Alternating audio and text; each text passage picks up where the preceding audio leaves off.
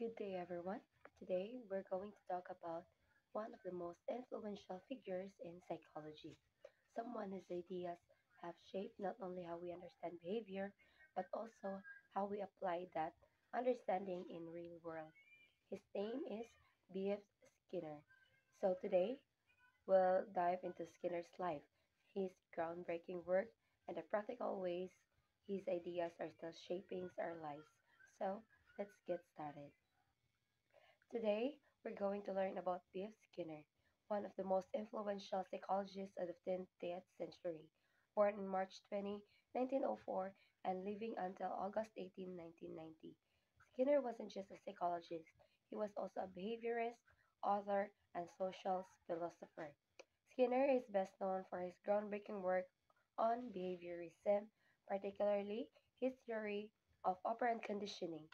This theory explores how our actions are shaped by the consequences that follow them, whether it's a reward that makes us repeat the behavior or the punishment that discourages it.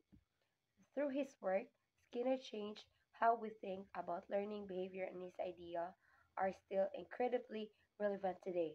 So let's explore more about his life, his theories, and how they apply in real life situations. Now that we know a little about B.F. Skinner, let's dive into what made him such an influential figure in psychology. Skinner's work is centered around understanding how behavior is shaped and maintained, and his contributions have left a lasting impact in many fields, from education to management. Is the Skinner box. Skinner didn't just theorize, he experimented. He created a device called Skinner box to study animal behavior, and imagine a rat pressing a lever to get food. That kind of control setup he used to measure how rewards and consequences shapes behavior. This allowed him to observe their principles in action.